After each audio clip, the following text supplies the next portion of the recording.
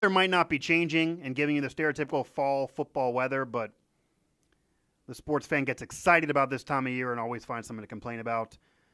That's consistent regardless of the weather and the traffic. This is Pittsburgh Sports Live. I am your host, and this is Pittsburgh Sports Live. So if you don't know, to quote Biggie, now you know. This, again, is Pittsburgh Sports Live. You may be familiar with Pittsburgh Sports Now, Pittsburgh Hockey Now, maybe even Pittsburgh Soccer Now, maybe other sites to come, Pittsburgh Steelers Now, etc.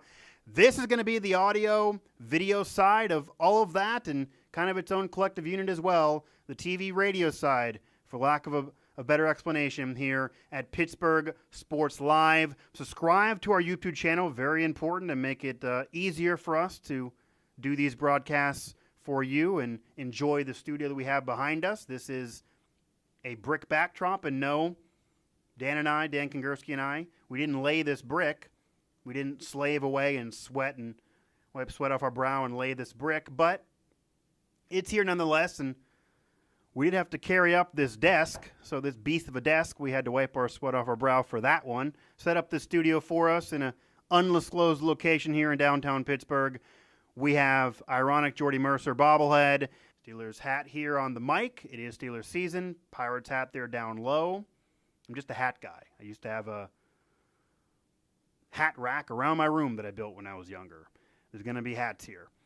And most importantly, the tribute, Roddy Piper, right in front of the microphone. He's the legend here.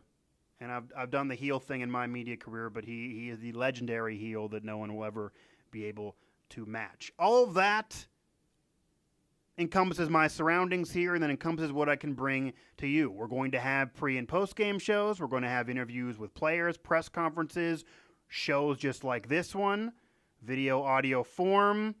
Dan Kingerski, Alan Saunders, Mike Vukovican, myself, Mike Asti. We're all going to have those type of shows for you. Maybe we'll even be introducing new hosts as we go in the coming months. But to make all of that possible and to keep us churning, subscribe. Very, very easy here. If you're already watching on this YouTube channel, just that button up there, just hit subscribe.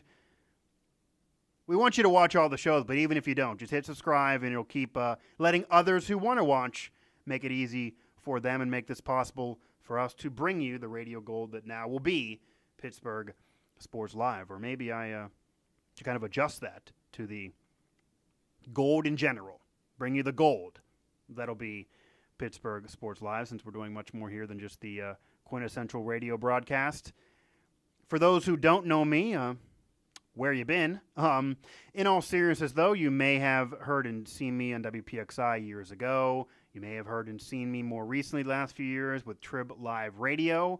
But now you get me here, so a new outlet for me and a new place for you to see and hear me and my broadcasts. I didn't go away completely. Here I am.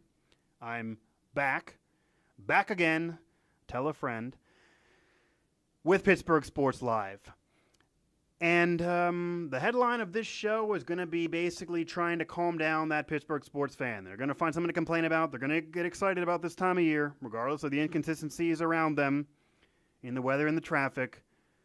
But there's some legitimate hot-button issues here the Steelers need to answer to, and that I think the Steelers fans want to know, and it's legitimate to ask these questions.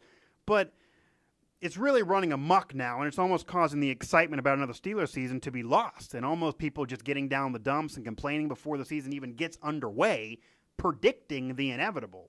And, well, I like being right, and I'll give my own hot takes here or on my Twitter at MikeOsty11, and I don't mind predicting the inevitable if I think it's going to be correct. I'm going to try to go down the line here and be the voice of reason, per se. So top of the list, obviously, Le'Veon Bell.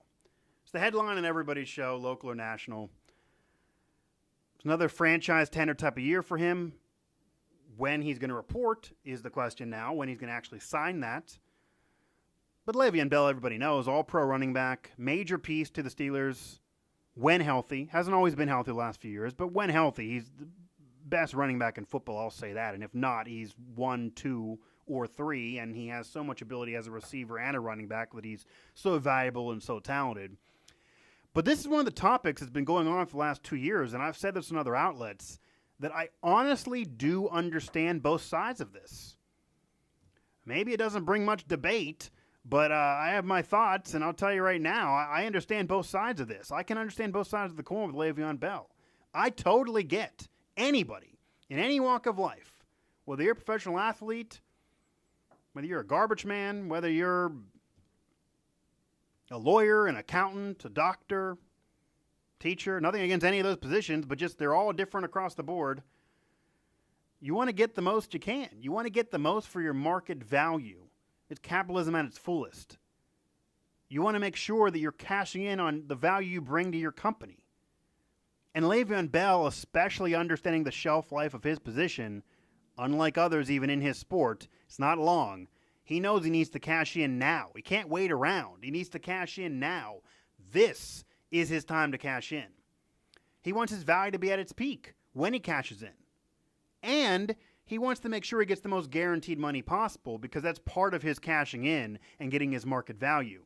If he sees a Todd Gurley getting 40-plus guaranteed millions of dollars, if he sees Aaron Rodgers as a quarterback getting $100 million guaranteed, if he sees Kirk Cousins getting $85, $86 million guaranteed, and they're different positions, but you go to Gurley again as a running back, he knows his shelf life isn't even as long as some of those positions. He's already older than Gurley. He wants his market value. He wants the cash in, and he, and most importantly, wants that guaranteed money.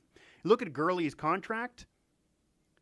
Le'Veon Bell was only, people get lost in anyone who says the Steelers releasing the contract was the worst thing Le'Veon Bell could do, and it showed they offered him a decent value, and he didn't want to take it, and he's greedy.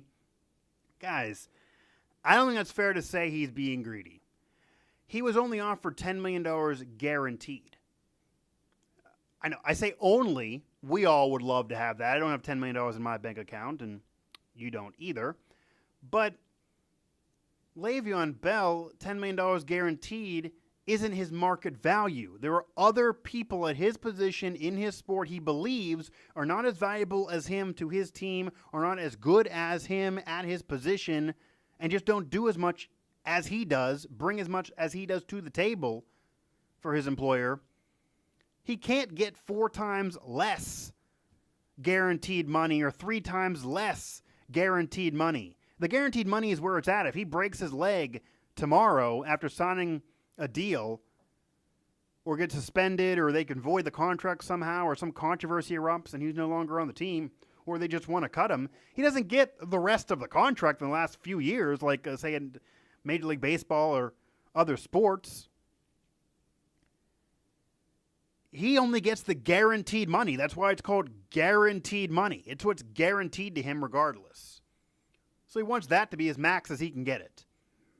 And the Steelers just have not offered him a contract with guaranteed money in relation to other all-pro running backs, other all-pro offensively talented players. Maybe even defense going to Aaron Darnold, a Pitt player, Pitt product for the local area, based on the money that he got as a defensive player. So he set a kind of a new bar there defensively. And I'm not trying to get into what position's more important, because I get you. The running back position, again, the shelf life's not as long. It's not as important as some other positions. Not as important as a quarterback, per se. You'd rather have a franchise quarterback than a franchise running back. I get it. But he needs to cash in his market value when he can, when it's at its peak. Doesn't want to wait till the 3-4 years from now. It won't be at its peak. And he wants to get as much guaranteed money as he can. And there are running backs now, based on Todd Gurley, who are getting more guaranteed money. And the $10 million guaranteed money is not where he wants it. So that's why he didn't sign that deal. And like it or not, that's why he didn't sign the deal. He's not going to be back here after this season. The Steelers know that. He knows that. His camp knows that. It's the end of the line for Le'Veon Bell with the Pittsburgh Steelers. And this year, with him, they could win a championship. It could be a swan song with that first Super Bowl title. I'm sure he'd love that just as much as they would. But I also get why he hasn't reported yet, why he's waited so long to sign the franchise tag, which he'll sign, why he missed training camp again and was rusty at the beginning of last year by missing, but why he missed. Because since he's not going to be a longtime member of the Pittsburgh Steelers, and he knows that, and they're not going to give him a long-term deal or one that he'll be able to agree on, and the parties are just parting ways after this season. He knows that. They know that. So he needs to make sure his market value is even higher and that peak value is even better to impress another team. And I'm sure somebody will love his talent and will give him a lot of money. Maybe not a good team, but someone will do it. But they're not going to do it if he's hurt. They're less likely to offer him more money if there's more tread on that tire. If there's 400 and 450 carries throughout the year, it's not going to make his value better. Every year you get older as a running back, your value goes down. I don't care who you are. It happened to every all-pro running back in the history of the game. Every Hall of Fame. Happened to them all. Franco Harris, Eric Dickerson, Emmitt Smith, Marshall Faulk. I mean, that's just several. No particular order. Happened to them all. You all would lose. They all lost their market value towards the end as they got older. Every year you get older, you're going to lose some of that market value. And you see it all the time with running backs, too. Look at Adrian Peterson now, floundering around the league, trying to get enough carries to maybe crack 500 yards rushing in a season and have that maybe be a good year for him where he is now in his career. He's getting older. He's no longer as valuable. But this has been 3, 4, 5 years in the making with him. And you're seeing him get less and less money as he signs contracts, and no team's going to break the bank for an older running back. Le'Veon Bell's still in his 20s, but as you get older, you put more gas and, more tread on the tires. You're beat up more. You're always getting beat up. It's a car accident, car crash every time you get hit in the NFL. So your value is not going to be better as you get older, especially as a running back in the National Football League. So if I was him and I saw I forget who it was, I'd love to give him credit, a media colleague here in Pittsburgh, tweet this. I wouldn't say it's crazy. Look at the beginning schedule. Cleveland, team like that. I mean, yeah, they're rebuilding. Yeah, there's been some moves, and yeah, they're a sexy pick for a few, and the Steelers struggled with them last year. But you got to figure if you're a Super Bowl favorite, you can beat them even without Le'Veon Bell. And honestly, forget whether the Steelers win or not.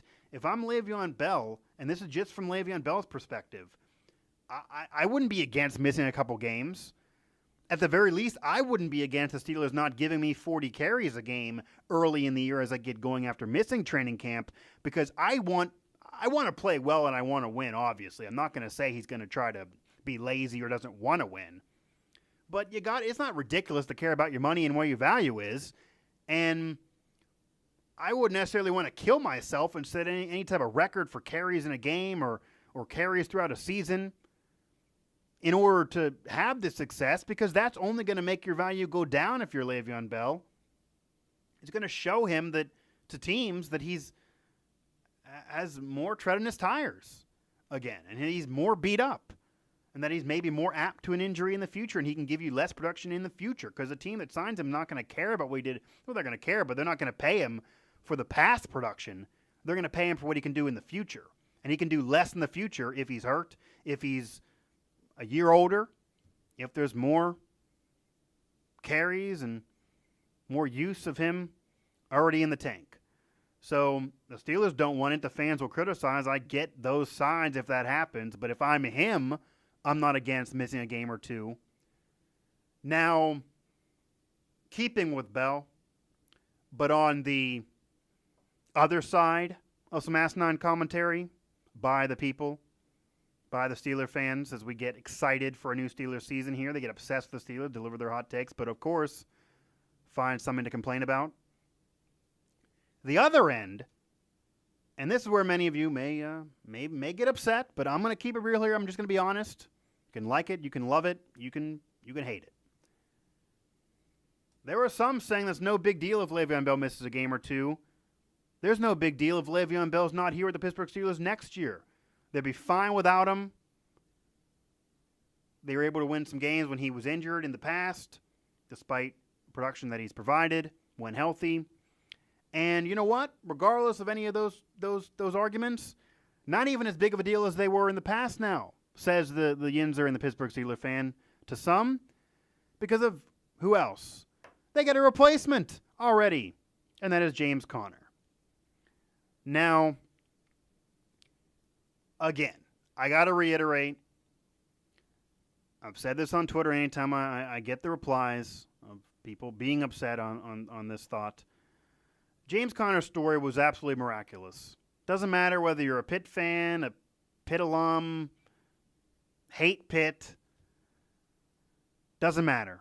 James Conner's story was miraculous all through Pitt, all through the story of conquering cancer, being such a great player in the football field, being such a great leader to the team and the community, the way he carried himself through his trials and tribulations with that disease, his courageous fight in being able to be the victor of that terrible disease that has affected so many of us, whether yourself or somebody you know, somebody you love.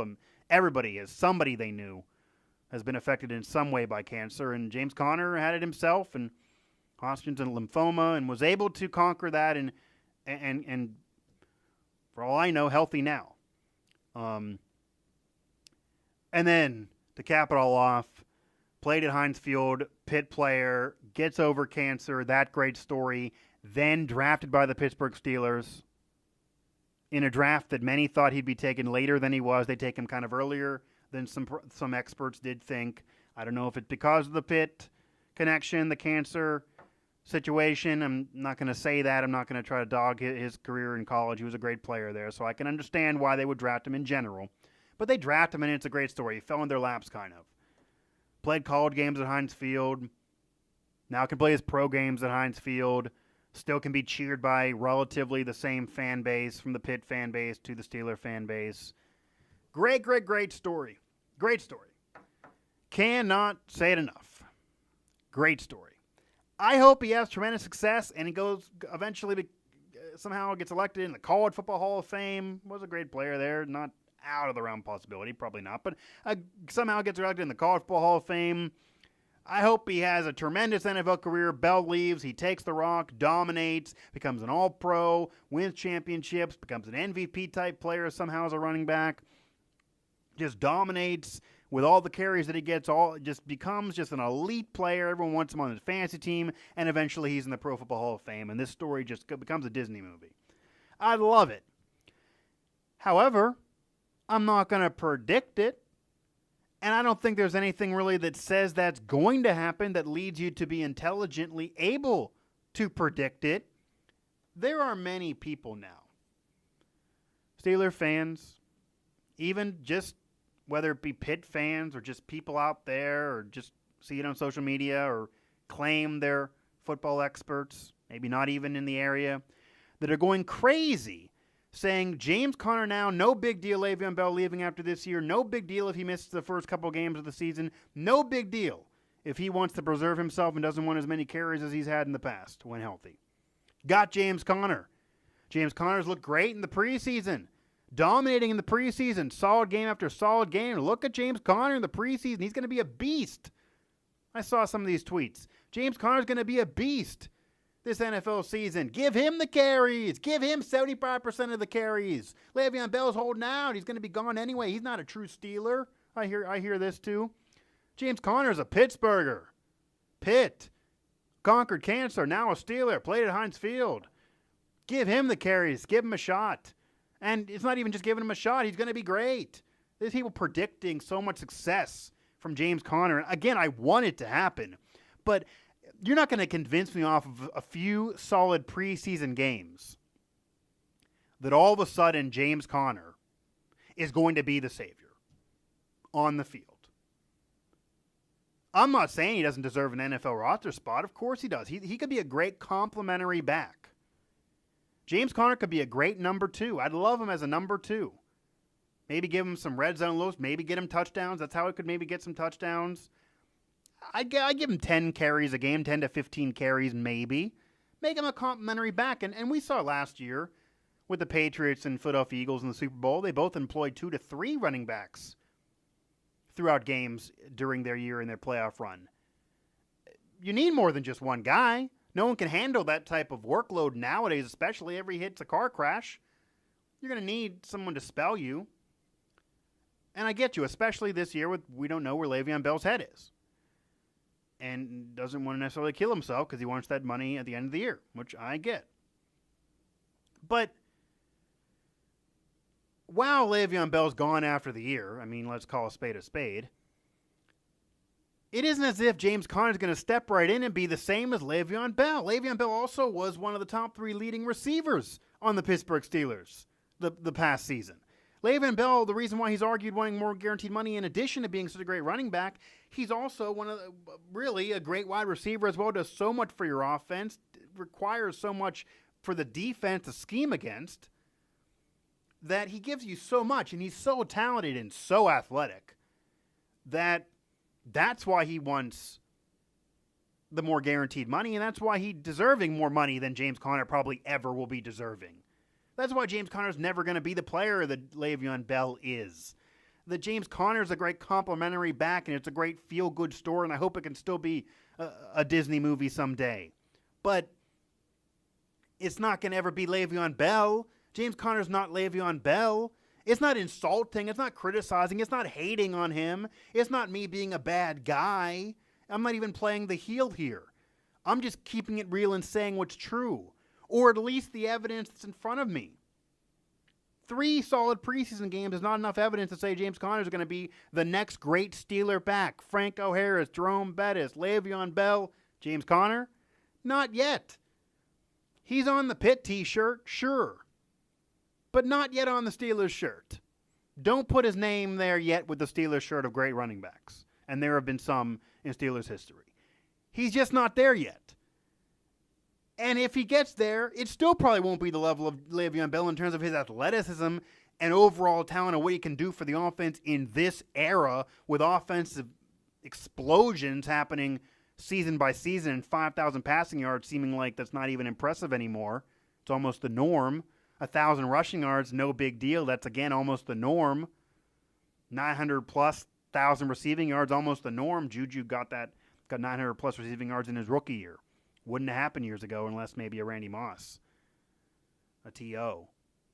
So Le'Veon Bell, he's the all-pro elite back that you have on this roster. He should get the most carries you can give if you're the Steelers because he's your best player. I get why he wouldn't want to show up because he wants to preserve himself to get his market value and not get killed and have all that tread on the tires. But none of the talk of you don't even need Le'Veon Bell because James Conner is going to step right in and then he'll take all the carries, and the best player for you at running back is James Conner over Le'Veon Bell. That is just simply asinine, and that's almost fool's gold. You're trying to hope it to happen. You're trying to will it into existence because of what you know of James Conner's story and how much you want to root for him. I get it. I'd love it too. He's just not Le'Veon Bell. He's not as good as Le'Veon Bell, and there's no embarrassment or there's no insult to say that. Le'Veon Bell is your best asset. He's your back. He's who you give the carries. But if I'm Le'Veon Bell, I'm not rushing to get in there because I want to preserve myself to get my market value and get my money. And it's all about the guaranteed straight cash homie. So I get both sides. Now, then the Steeler fans really get crazy, and this is kind of a topic that we rarely discuss to open up a Steelers season. Well, maybe we do, but most teams don't. Let's put it to you this way. Most football fan bases are not obsessing over this topic going into a season. At least not as much as Steeler fans are. But this has been a topic of conversation the last, year or so because of Landry Jones and what they thought of him for the future, but especially the last month or so during this preseason and after the draft. And it really became that, okay, Mason Rudolph's there, gets drafted. That's going to be someone they're grooming for the future. Regardless of the preseason, he's going to be there to make the team. Obviously, Ben Roethlisberger, a future Hall of Famer, whether you like him or not. Started slow last year, talked about retiring, but as long as he wants to play, they're going to welcome him back. Whatever he does in the preseason is irrelevant, even if he plays or doesn't. He's obviously going to make the team and be the starter. But boy, did it become a debate on who his backup should be, the backup position behind him, the remaining quarterbacks behind him, and who should be on the roster, how many they should have, and whether they should go full-on rookie, full-on unknown, or go to a more of a veteran Landry Jones, whether it be Josh Dobbs or Landry Jones. And they were never going to keep 4 quarterbacks, guys. It just never was going to happen. I mean, that's again a rare subject that most of Pittsburgh media kind of agreed upon, that they were never going to keep 4 quarterbacks. Some wanted to. I don't know why. It's just a wasted roster spot. You're never going to go all the way down to having to play 4 guys throughout a season. And if you do, you're a Cleveland Brown, barely winning game situation the last couple of years. That's not good. You don't want that. They think they're a Super Bowl championship team, so they're not going to keep 4 quarterbacks. They're not going to do it. They were going to have 3. 2 spots taken. It was about Landry Jones or Dobbs. Landry Jones has been there for several years. He's had to come in some spot starts for Ben. He played okay, didn't set the world on fire. Nobody really saw him play and said, okay, this is our guy of the future. When Ben retires, this is going to take over as the face of the franchise. This is the guy. That wasn't really what anybody thought. But he was serviceable. And Ben misses games. It's not like he plays 16 games every year. He usually misses a game or 2, if not more. So they needed, they put this backup quarterback in there. We got to see him.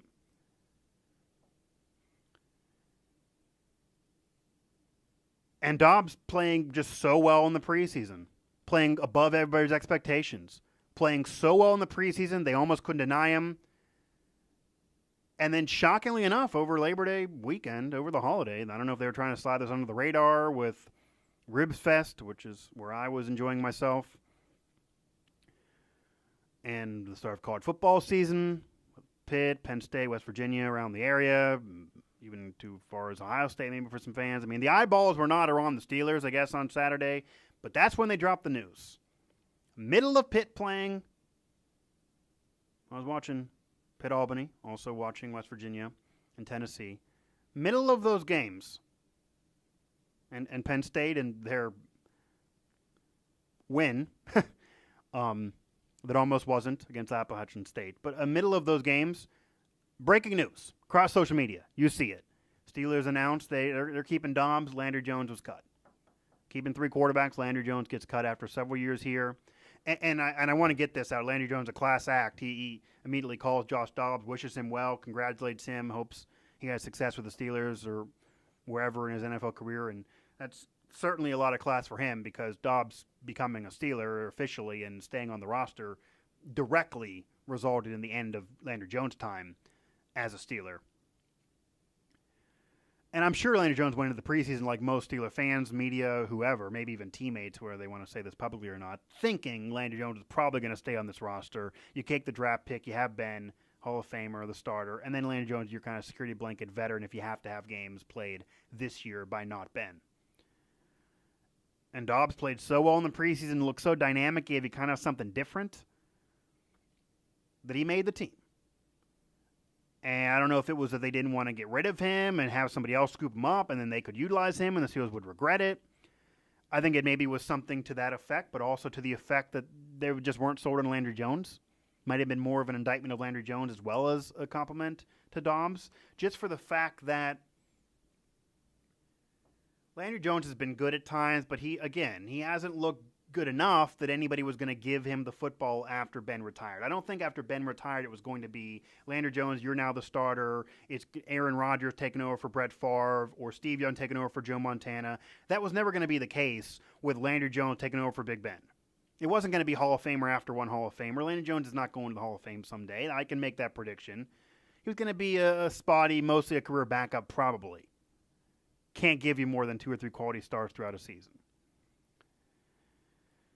And if he proves me wrong, great, like Connor, but that's where my head is with Landry Jones. I think that's where the Steelers' head was as well. So they figured, why keep him around? Why not keep our younger studs, see what they can work with, kind of groom them, maturation process, let Ben be the starter, a couple more years left of him. It's a veteran team. Let's try to win a championship now and then work on the future when it comes. It's a win-now mode.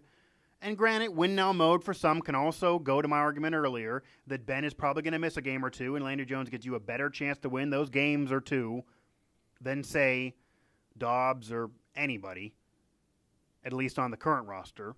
I hear that, and I'm not saying that I would have made this call. I probably would have kept Landry Jones for that reason. But it's not worth this type of uproar, I'll tell you that. It's just not worth this craziness, not at all. Because this one thing is true that nobody can deny. It didn't mean to rhyme there, by the way. If Big Ben misses more than a game or two, say he misses 3 or more games. I might even go more than one, but lack of, I don't want to get into that now. So say he misses more than 2 games. Steelers season's over. They're done.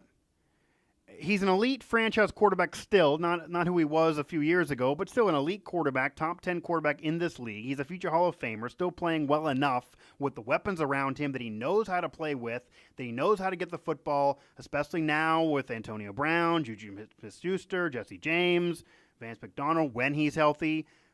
They have a chemistry. Landry has that a little bit, not to Ben's level. Nobody else obviously has that. But if Ben misses several games, if he's missing more than 2 games, they're done. The season's over pretty much. I mean, let's put you this way. If Ben misses 3, 4, 5 games this year and they somehow still get in the playoffs or still get a division title, that's not even a promotion of the Steelers. That's an indictment of the division they're in. Baltimore's nothing to love. Cincinnati is usually up and down a roller coaster ride, and the Browns are better, but better might mean win a game or 2. It doesn't necessarily mean playoff team.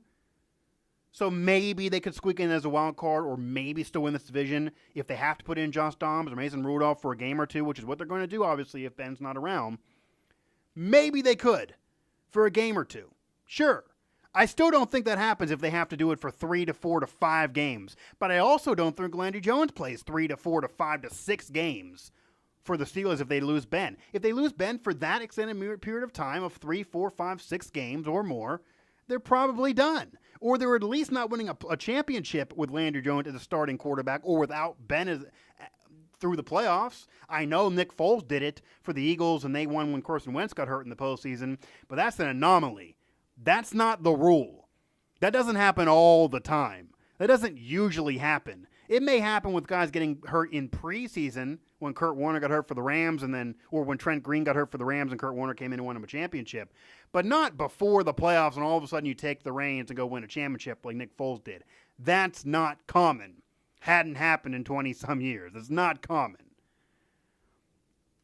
And the Steelers just don't have those guys on the roster. They don't have a Hall of Famer waiting in the wings or a veteran that's had an elite season a few years ago like Nick Foles did waiting in the wings. Rudolph, Dobbs, they're young. There's promise. Maybe they could do something for a couple games. Probably the same effect Landry Jones could give you for a couple games. And we've already seen tape on him for 3-4 years now in the NFL. But Landry Jones is not going to go 5-6 weeks or an entire postseason if Ben would get hurt towards the end of the year and lead you to a championship. You get pretty much the same thing with Landry Jones as you probably would get with Dobbs in that situation, or maybe even whoever else, Rudolph or whoever else they bring in, hypothetically. So if you lose Ben, moral of the story, you're in trouble. That's the issue. If you lose Ben, the season's pretty much toast, unless you benefit from the weak division. But I don't think you gain much from Landry Jones, and he certainly wasn't the guy of the future. They want to see what they got with these two guys, the young guns. Maybe they draft somebody in the future, but after Ben retires, it wasn't going to ever be Landry Jones' team, or at least comfortably for him being the next Aaron Rodgers to Ben's Brett Favre, or Steve Young to Ben's Joe Montana. It was never going to happen. They knew that wasn't going to happen. They had a come to Jesus meeting with themselves, and they realized that, what are we doing here? We already tried for a few years. It's just not going to happen that way with him. Let's move on with the young guys. And either way, we're praying that Ben gives us a full season and doesn't miss more than a game or 2, which is okay. You can do that, and you can understand that. But more than that, they're in trouble, regardless of who's on that roster, Landry Jones, Rudolph, Dobbs, whoever else. And that's just the truth. So there's no reason to get as crazy as some are getting over the backup situation. We saw what happened with Andrew Luck. He goes down, backup comes in, they're not going to win. Brady goes down. Yeah, they won with Castle that one year, but they're most likely not going to win. Aaron Rodgers goes down. They're not going to win. You can miss a game or two. Landry Jones can give you a game or two, but Landry Jones was not going to give you a 16 full game season and lead you to the playoffs, a division title, and a championship. That's not the type of quarterback Landry Jones is. If he is, and people think that of him, he'll get on with another team and eventually be a starter. You're not going to see that, though. So he's a spotty backup quarterback that can play a game or two. That's it. You need more from him, you're in trouble. And in reality, the Steelers, because everyone else is so young, they don't have a guy that can come in and save the day and give you a Matt Castle effort in 2011 when Brady went down. He still took you to 11 wins. It's not going to happen. Just not going to happen with who's on this roster, and was not going to happen with Landry Jones on this roster or not either. That's just the truth. Now, I want to round things out here. Just with a quick little synopsis of my take on the Pitt-Penn State rivalry. And full disclosure here, I'm a West Virginia University alum, so I am partial to the backyard brawl in Pitt WVU, and I hope that game happens again in the future. I'm semi-excited, but not too much. History was before my time, really, with West Virginia and Penn State. It'd be cool to see it, though. And I'd love if Pitt and Penn State could play every year, honestly. Just as someone who grew up in the area, family went to Pitt and knew people that went to Penn State. I mean, I understand that rivalry. It's cool. It absolutely is. And I'd love if they could play every year. However, I understand why they're not. And Pitt fans, again, may not like hearing this. I understand that more from the Penn State side of things. Just for the fact that James Franklin's comments the last couple of years of Pitt like Akron and those, they were comments meant to needle Pitt. The fans got upset. Even some media got upset. Reasonably so, because they were the intention of those were to needle Pitt. They were. And Pitt's obviously a better team to play on your resume than Akron. It's not the same as playing Akron. I get that. But that's also part of why I kind of understand why Penn State doesn't maybe want to play Pitt all the time. We just saw them maybe lose to Appalachian State, and maybe that's an anomaly. I hear that. And I know they got that rivalry coming up, that home and home, that rivalry with Temple, 2023. And the WVU game, as I said, and there's, Virginia Tech, I believe, a couple others they're going to join that schedule when Pitt drops off after next year in Beaver Stadium. And it was cool to have these few years back again. And Pitt won a game, so it wasn't like Penn State was national title contender, had Barkley a Heisman candidate. Pitt was an average team, but maybe didn't even make a bowl game those years, so maybe even less. But they won a game, so it was a respectable rivalry on the football field. But Pitt is not risking what Penn State is risking, and that's the issue where we are. It's not like it used to be in the 70s or even Joe Paterno in the 80s with Dan Marino at Pitt and Joe Paterno leading Penn State to national title contention, where they're both quality teams. They're both elite teams. They both have a chance, and you want to play those games. But the way college football is formatted now, which also is not like it was then, there's really no benefit to play an elite team out of conference all the time and force yourself to have to schedule them. These teams have 8, 9 games, conference games on their schedule every year. Most of these conferences have quality teams, relatively deep. Maybe conferences have a weak year or two. Big 12 was weak a year or so ago. The SEC was kind of off last year, but now the SEC looks to be the best conference, dominated again. The Big 12 looks to be better again. It's cyclical, and it goes quicker here in college sports than even in the pros. These conferences are all producing relatively quality opponents throughout them. So you're going to get a decent schedule off your conference schedule. Now, that's already risking probably losing a game or two. And once you lose more than a game or two, you're out of the national title contention. Really, you're pretty much out of the playoff contention. You still can get a decent bowl game, obviously, but you're basically outside of the playoff if you lose more than a game or two. Especially with the controversies we've seen, the debates we've seen the last few years. Alabama barely squeaked in with a loss. That really shows you. So, you're Penn State. You feel like you're a national title contender way more often than Pitt is, even with their scandal and Sandusky and a couple-year bowl ban, they quickly got back in national title contention and Rose Bowl contention with Saquon Barkley and company. Pitt wasn't there. And as a WVU alum, West Virginia wasn't there either. I mean, they've been better than Pitt the last few years, but they're not a national title contender, so Penn State's risking that by playing WVU as well.